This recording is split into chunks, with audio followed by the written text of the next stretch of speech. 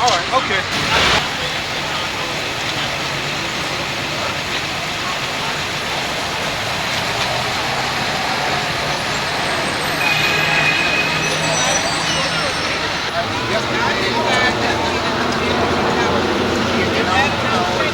Wait, nobody did any work.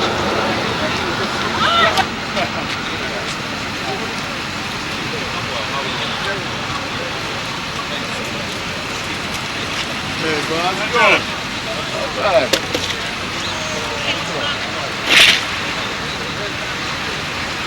What you been doing with yourself? That's the important.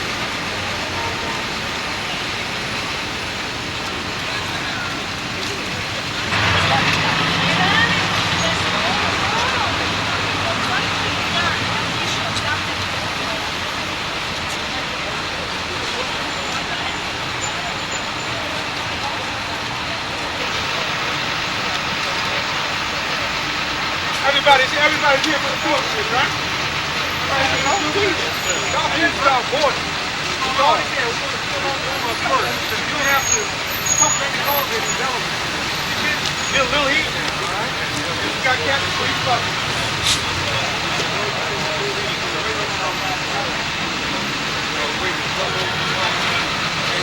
Right, man. It's up, bro. It's up. $5. $5, right.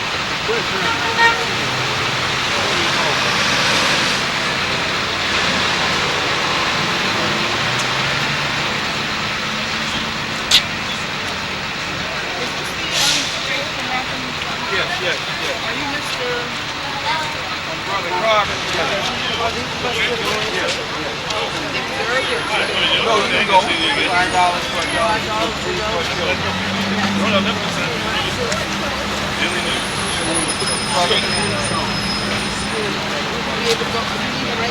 No, not right away, but I need to go up here and eat for the bathroom go.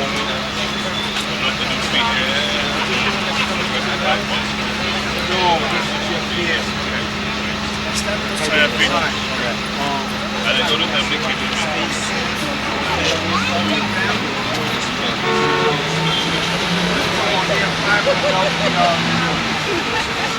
I gotta see you.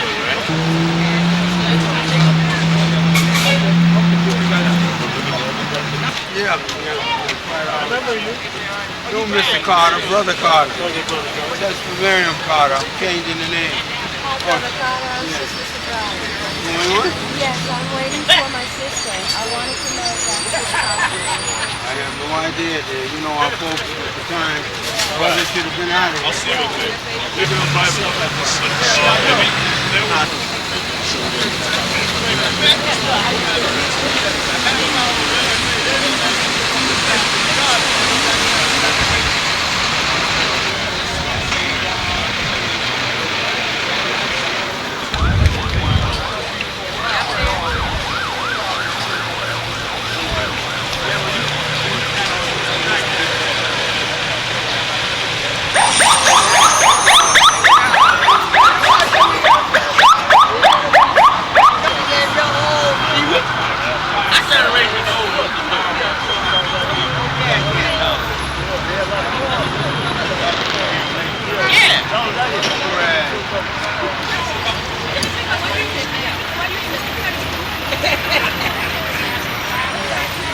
You know, it's a bathroom in here.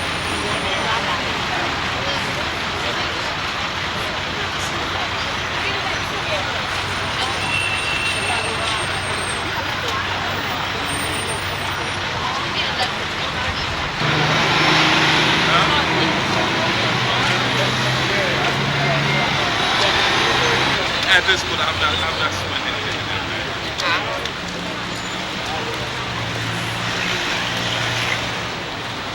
Meeting started again. Power strike. Black power strike. Black power strike. Black power strike. Black power strike was shot for 125th Street down on May 19th. The Black Power strike was shot for 125th Street down on May 19th. Gather at St. Nicholas Avenue and 125th Street. St. Nicholas Avenue at 11 o'clock. St. Nicholas Avenue at 11 o'clock. The Black Power strike will shut them down. The Black Power strike will shut them down. The Black Power strike will shut them down. The Black Power strike is a political weapon to shut them down. All those who suck our money, suck our blood in our community, put nothing back and disrespect and assault our people every single day. We will shut them down today, May 19th. The Black Power. Time to move. We ready to move. All right? It's deep busting. All right? We are waiting for our number of the bus that you get on. So when we leave the ancestors' resting area, return to that same bus. Okay? We don't want you to get on that bus that's going to Maryland or to, Newark if you're coming back to Harlem. All right? All right. Thank you for bearing with me.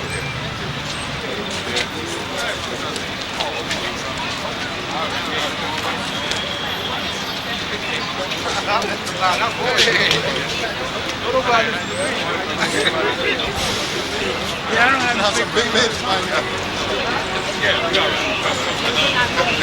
waiting for the happen.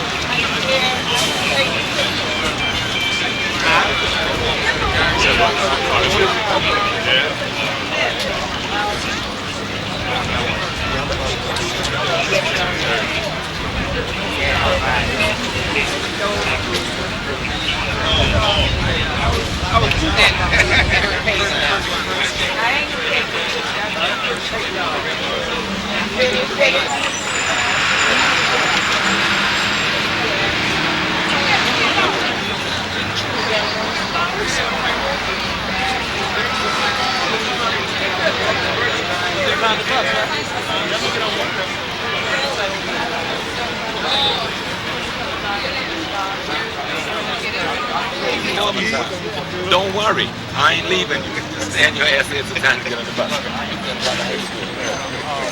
No, don't conversation. Just stand in the bus. When the rest of us, I will not leave anybody standing. Every one of y'all will be on the bus.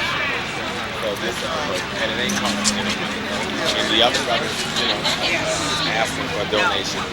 But even at that, they can't charge if we need the space in those buses. So the other buses will be here in a minute. I think one of them is already in. I just want them to check. But let me go. Let me go.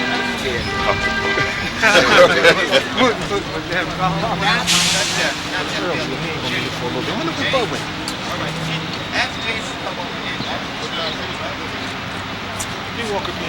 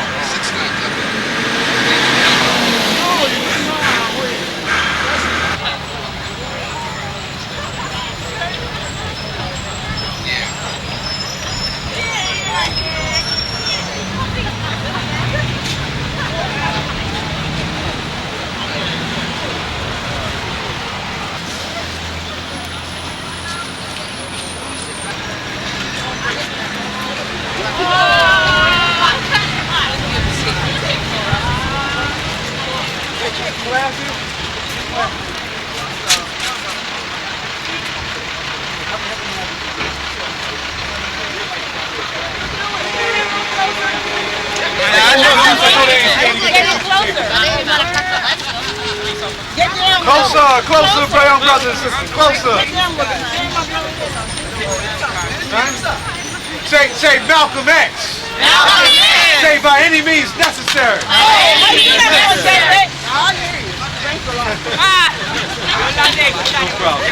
That's good. That's good.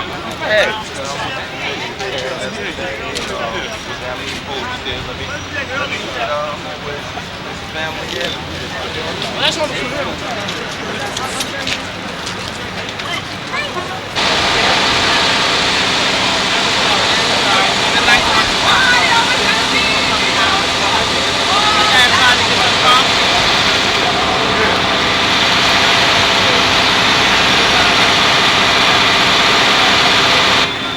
Everybody else, right?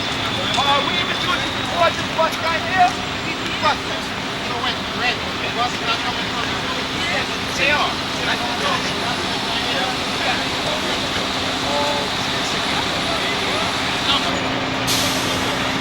No, I'm just saying, why one minute?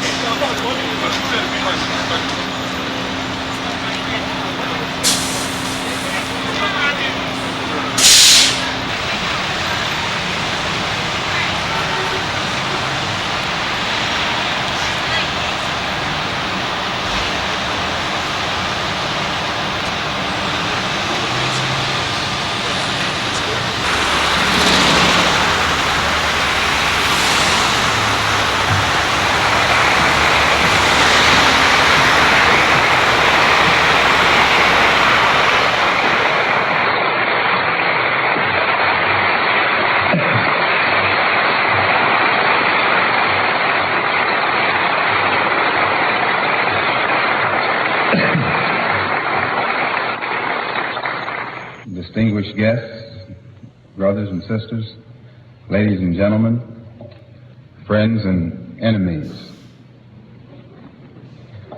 I want to point out first that I'm very happy to be here this evening, and I'm thankful for the invitation to come here to Detroit this evening. I was in a house last night that was bombed, my own, but it didn't destroy all my clothes at all, but you know what happens when fire dashes through. They get smoky. The only thing I could get my hands on before leaving was what I have on now.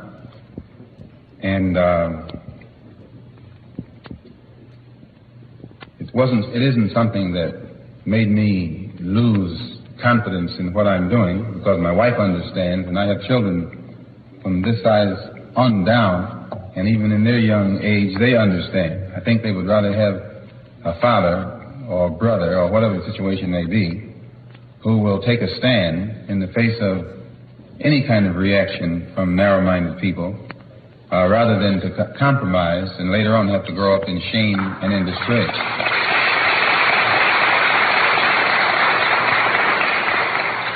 So I just ask you to excuse my appearance. I don't normally come out in front of people without a shirt and a tie. I guess that's somewhat a holdover from the Black Muslim movement, which I was in, and that's one of the good aspects of that movement. It teaches you to be very careful and conscious of how you look, which is a positive contribution on their part. But that positive contribution on their part is greatly offset by too many other liabilities. Tonight, we want to discuss, and by the way, also when I came here today, I was a bit, last night the temperature was about 20 above, and when this explosion took place, I was caught in what I had on, some pajamas, and in trying to get my family out of the house, none of us stopped for any clothes at that point. 20-degree cold. I myself I had gotten them into the house of the neighbor next door. And so I thought perhaps being in that condition for so long, I would get pneumonia or a cold or something like that. So a doctor came today, nice doctor too, and he shot something in my arm that naturally put me to sleep. I've been back there asleep ever since the program started in order to get back in shape. So if I have a tendency to stutter or slow down, it's still the effects of that drug. I don't know what kind it was, but it was good. It makes you sleep. There's nothing like sleeping through a whole lot of excitement. Tonight, one of the things that has to be stressed is that which has not only the United States very much worried, but which also has France, Great Britain, and most of the powers who formerly were known as colonial powers worried also. And that primarily is the African Revolution. They're more concerned with the revolution that's taking place on the African continent than they are with the revolution in Asia and in Latin America. And this is because there are so many people of African ancestry that's within the domestic confines or jurisdiction of these various governments. There are 4 different types of people in the Western Hemisphere, all of whom have Africa as a common heritage, common origin.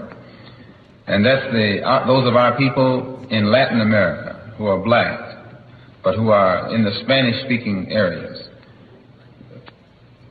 Many of them oftentimes migrate back to Spain. The only difference being Spain has such bad economic conditions until many of the people from Latin America don't think it's worthwhile to migrate back there. And then the British and the French had a great deal of control in the Caribbean, in the West Indies. And so now you have many people from the West Indies migrating to both England and France. The people from the British West Indies go to London, and those from the French West Indies go to Paris.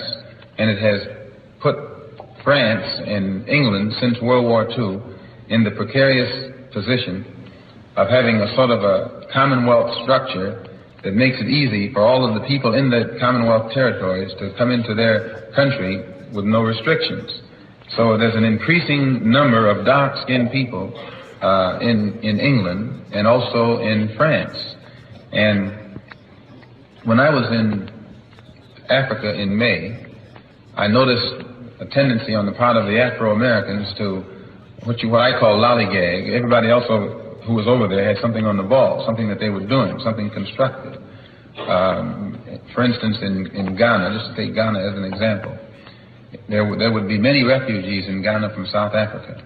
But those who were in Ghana were organized and were serving as pressure groups. Some were training for military, some were being trained in how to be soldiers, but others were involved as a pressure group or a lobby group to let the people of Ghana never forget what's happening to the brother in South Africa. Also, you would have brothers there from Angola, Mozambique, but all of the Africans who were exiles from their particular country and would be in a place like Ghana or Tanganyika, now Tanzania, they would be training. Their every move would still be designed to offset what was happening to their people back home where they had left. The only difference on the continent was the American Negro. Those who were over there weren't even thinking about these over here. This was the basic difference. The Africans, when they escaped from their respective countries that were still colonized, they didn't try and run away from the problem. But as soon as they got where they were going, they then began to organize into pressure groups to get governmental support at the international level against the injustices that they were experiencing back home. And as I said, the American Negro, or the Afro-American who was in these various countries, some working for this government, some working for that government, some just in business. They were just socializing. They had turned their back on the cause over here. They were partying, And when I went through one country in particular, I heard a lot of their complaints, and I didn't make any move on them. But when I got to another country, I found the Afro-Americans there were making the same complaints. And so we sat down and talked, and we organized a branch in this particular country, a branch of the OAAU, Organization of Afro-American Unity. And that one was the only one in existence at that time. And then during the summer, when I went back to Africa, I was able to, in each country that I visited, get the Afro-American community together and organize them and make them aware of their responsibility to those of us who are still here in the lion's den. And they began to do this quite well. And when I got to Paris and London, there are many Afro-Americans in Paris and many in London. And in November, we organized a group in Paris, and just within a very short time, they had grown into a well-organized unit, and they, in conjunction with the African community, invited me to Paris Tuesday to address a large gathering of Parisians and Afro-Americans and Caribbean, people from the Caribbean and also from Africa, who were interested in our struggle in this country and the rate of progress that we have been making. But since the French government and the British government and this government here, the United States, knows that I have been almost fanatically stressing the importance of the Afro-American uniting with the African and working as a coalition, especially in areas which are of mutual benefit to all of us. And the governments in these different places were frightened because they know that the black revolution is taking place on the outside of their house. And I might point out right here that you have colonialism or imperialism, as the slave system of the West is called, is not something that's just confined to England or France or the United States. But the interests in this country are in cahoots with the interests in France and the interests in Britain. And by this one huge complex or combine, and it creates what's known as not the American power structure or the French power structure, but it's an international power structure. And this international power structure is used to suppress the masses of dark-skinned people all over the world and exploit them of their natural resources. So that the era in which you and I have been living during the past 10 years, most specifically, has witnessed the upsurge on the part of the black man in Africa against the power structure. He wants his freedom. And now, mind you, the power structure is international. And as such, its own domestic base is in London, in Paris, in Washington, D.C., and so forth. And the outside or external phase of the revolution, which is manifest in the attitude and action of the Africans today, is troublesome enough. The revolution on the outside of the house or the outside of the structure is troublesome enough. But now the powers that be are beginning to see that this struggle on the outside by the black man is infecting the black man who is on the inside of that structure. And I hope you understand what I'm trying to say. The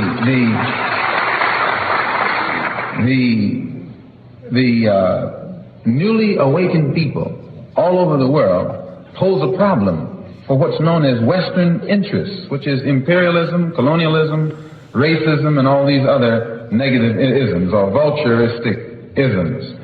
And just as the external forces pose a grave threat, they can now see that the internal forces pose an even greater threat. But the internal forces pose an even greater threat only when they have properly analyzed the situation and know what the stakes really are.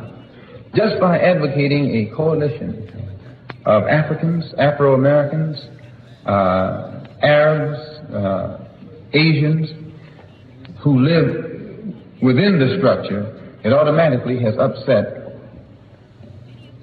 France, which is supposed to be one of the most liberal countries on earth, and it made them expose their hand. England the same way, and I don't have to tell you about this country that we're living in now.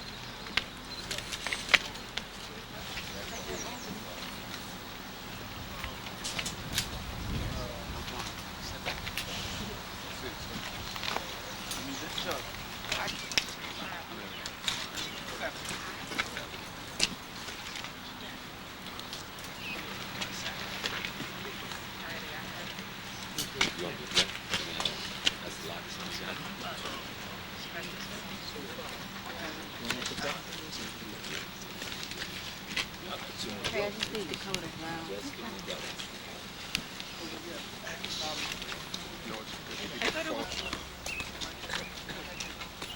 have to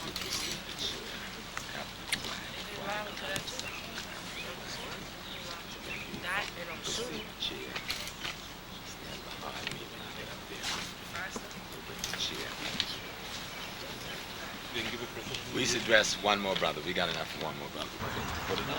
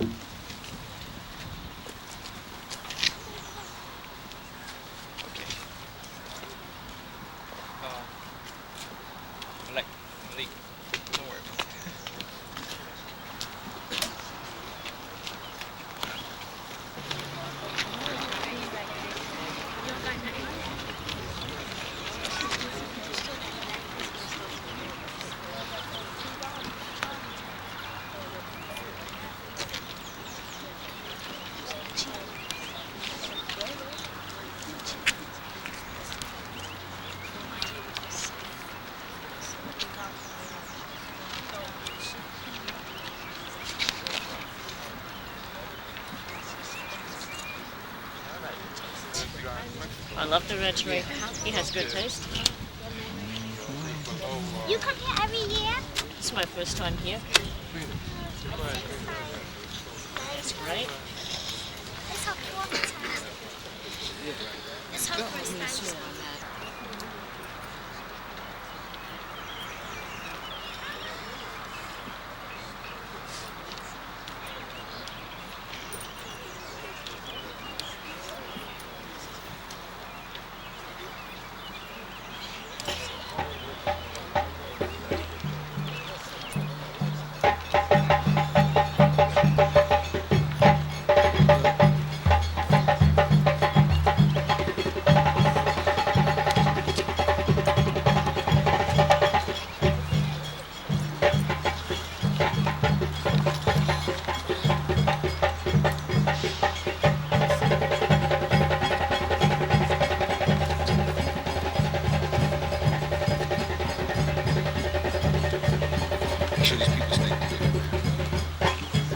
That's why I kept telling you we were.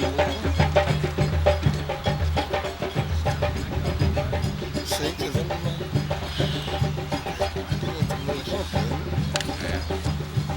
see, they're gonna take me away.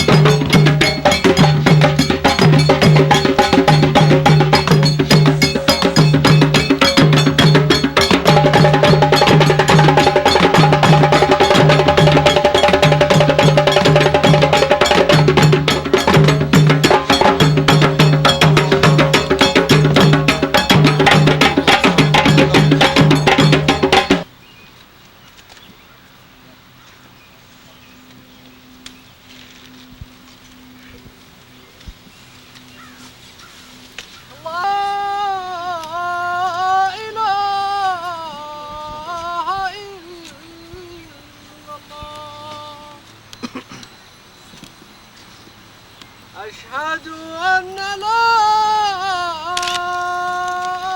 إله إلا الله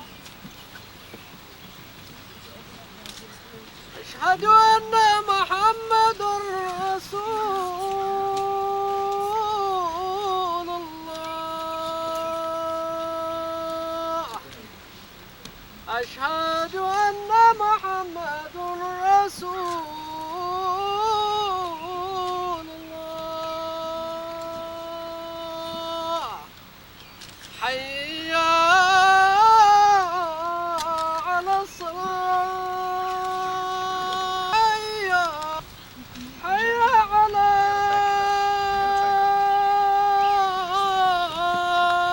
خير العمل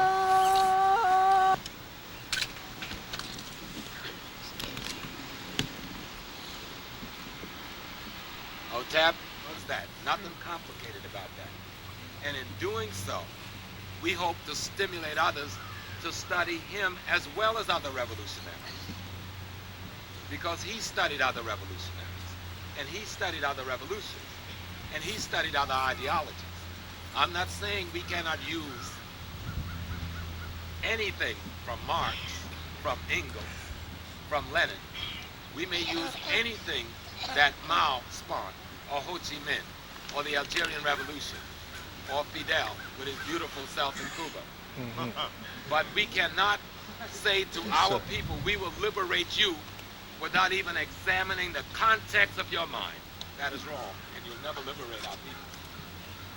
We need to take any tool that any people have spun ideologically, analytically, or otherwise that will be useful to rebuild our society and merge that with what our ancestors have left us. I don't think we have to be slaves to the European mind to the degree that we have said they're the only ones that can create economic, political, and social ideological perspective. That doesn't even stand with what we say we're doing. We have an obligation to take any good work that anyone else has done to a higher level. That is the responsibility of anybody that say they're revolutionaries. The minute you settle for what has been done, you've killed your revolution. But for Malcolm, we usually don't talk long. But some people need to be clear. What you may think is not visible may be bigger in its invisibility. One more time. What you assume because you do not see something visible may be bigger in its invisibility. Nobody's got a monopoly on using the name of Haj Malik or Malcolm X or any of those things. We come only as a responsibility to do disrespect. Malcolm belonged to the entire world. He got even beyond the context of his skin and his culture and his race, and was bigger than all of that. And that's what makes him so important. And he could do that without negating his own people, nor without defaming his own people, or making excuses for oppressors. And we need to get to that.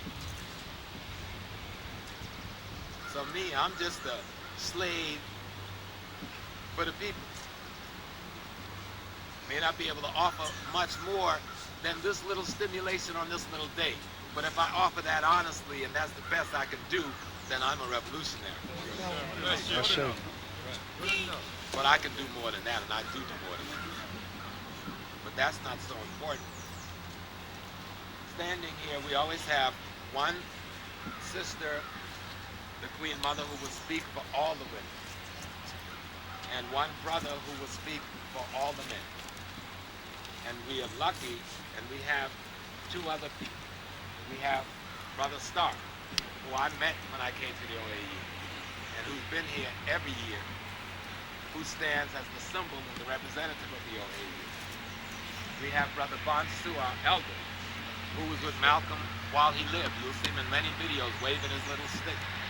And he's still standing here as an elder. One of the founders of OAU. We have Brother Herman Ferguson with us today, who for the second year, along with his comrades, have produced good work in terms of getting to the people, getting buses, and getting the people out here. Herman is also one of those founding members of the OAU, and he'll be speaking today for the brothers. And we will start by one of the three. And I met with some of the fighters before coming back from Uganda. They're young people. Most of them born in refugee camps that have never lived home, but trained to go home one day as freedom fighters. That they did. So you just need to understand at least that current event on some things in our revolutionary process. Now I ask Sister Kepler. They are only a few, a very small percentage. But yet, we are made to believe that most of our children understand is a us.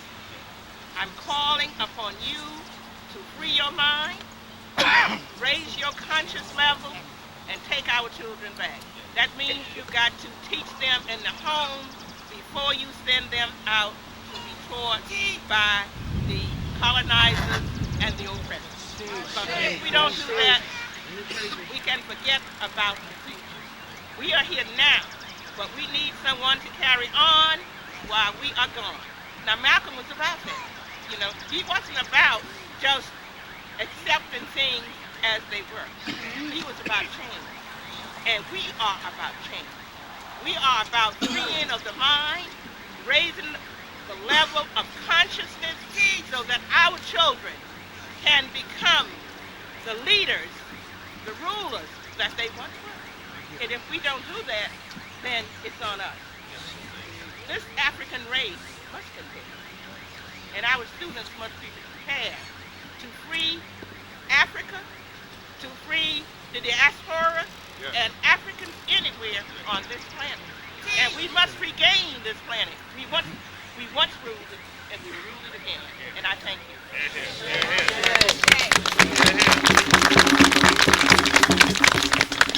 Brother Herman Ferguson, because you don't know his name as well as many of the names that we hear. But as a youngster of 20 years old, I met this revolutionary. I'm 48. And from my understanding, he hasn't stumbled over all of those years. So, Brother Ferguson. Thank you very much for those kind words. And let me begin by saying Hotep. Hotep. And I'm very pleased, as the sister said, to see so many young people here, because that's what now is really about. He used to tell us that he saw his role as planting seeds. And he said that he felt he would not live to see the harvest of those seeds. But I think that these young people here today, that is the harvest. That the parents of these young children, the teachers, have brought them here to this place, this sacred place, to honor a man who gave his life for us. There are many things going through my mind. There's a lot I would like to say. This is the first ceremony that I have attended since we buried the brother here. Last year I was supposed to come, but because I was in a work release program and under the control of the state penal system of New York, they refused to let me come. But I got the report and I felt as though I had been here. Yes. I was happy to hear that so many of you came. And I hope that next year we'll have 10 times as many as we have here. And I would hope eventually this would become our holiday when we don't go to work, we don't go to school, we come here, or we go to other shows to represent and honor this brother. We still don't understand the great contribution that he made. Many of us are not aware. We're not aware because in some instances our eyes are closed, we don't want to know. In other instances, we are fooled by the media. Yes. We see the motion pictures made about this brother. We hear on television this version and that version. We hear the lie that the brother was changing. He was going through an evolution. He was changing his position near the end of his life. Brother Malcolm, we know that's a lie. Yes. Those of us who worked with you, we know that you never changed. Yes. You became, if anything, more sophisticated. That was the only change in the approach to solving our problem. You were exploring new avenues, but it was not turning inward. You already had taught us our struggle was for land, independence, nationhood, and reparations. Oh, yes, brother, I remember you when you said they must pay. They must pay. Yes! Yes! And they will pay. They will pay. And I think that we all ought to, I don't know, I don't know what we could do to really show how much we honor this brother and how much we thank him. Malcolm was not a god. He was not divine.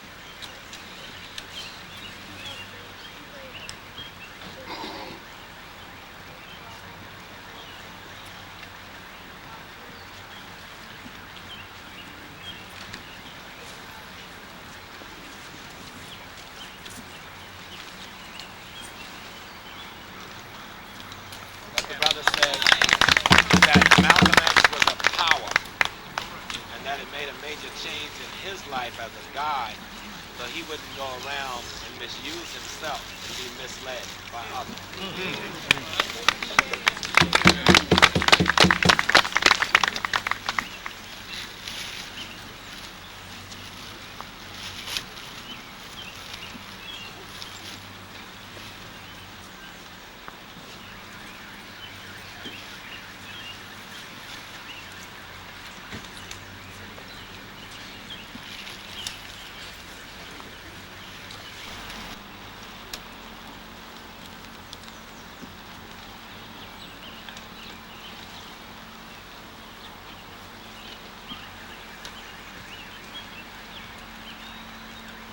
Give me the ball.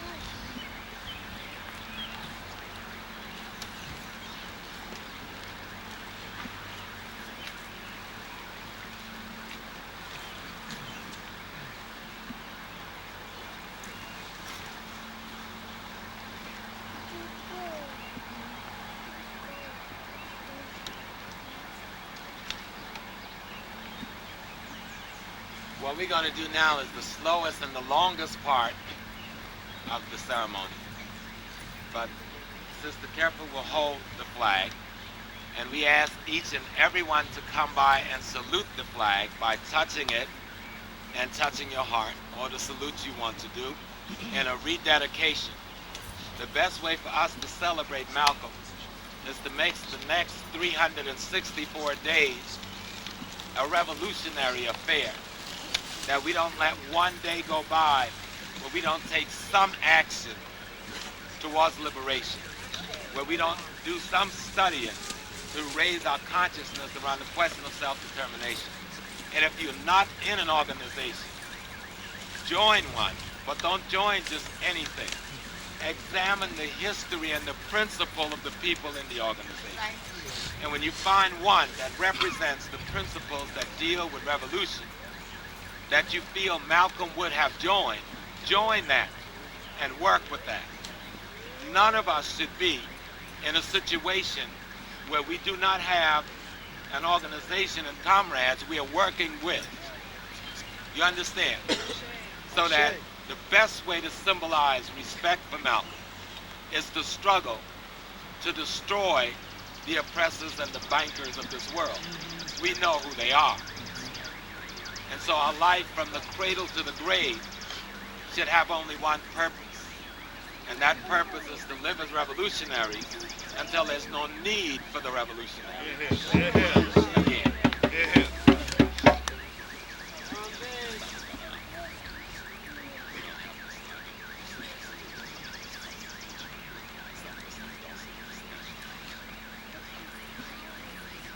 We'll go this way, clockwise.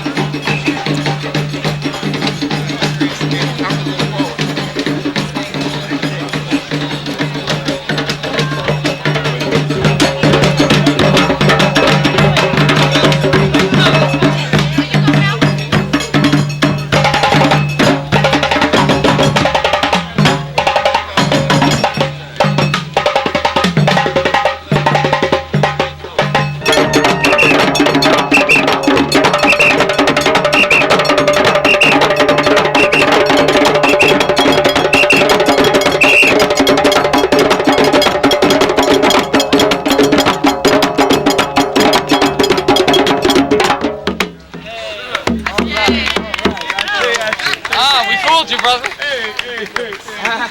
He told me what.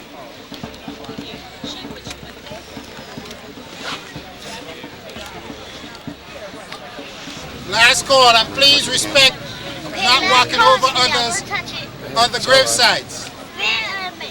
Oh, sir, I'm the green one, the coat. Don't take that. Come on, brother. No, I'm the green with the coat. Next year, May 19th, 1995. Come on, baby. You're in good health. No, And bring one other person with you. That is. Brothers and sisters, please board the buses.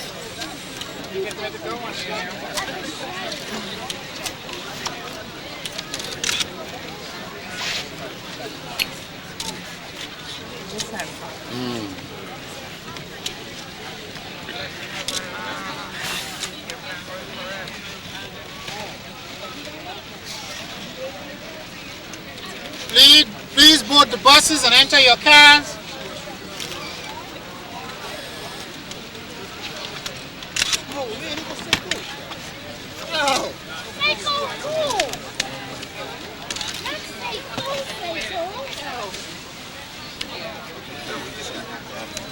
Okay, do me a favor, turn, face forward, face him. All right, we're gonna have to ask everyone to move because the ceremony has been closed. Brother, excuse me, brother, you're standing on Malcolm. Oh, I'm sorry. No, yes you are. Watch yourself, bro. Okay. Brother. Okay, please enter your cars or the buses. Okay, we're asking everyone to clear this area at this point in time. Everybody please, off the green.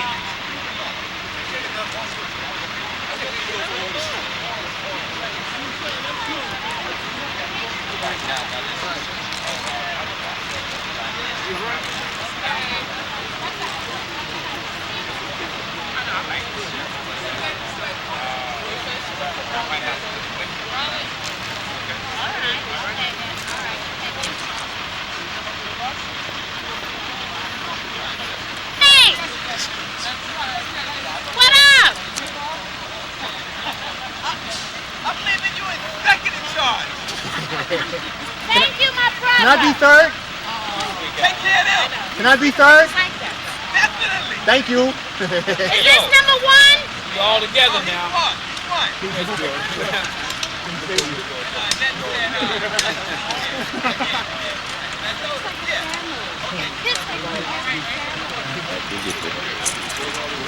Left, right, out here, take you right back. No, right. No, we made it right coming. We made it. No, that's because we were coming from the wrong way.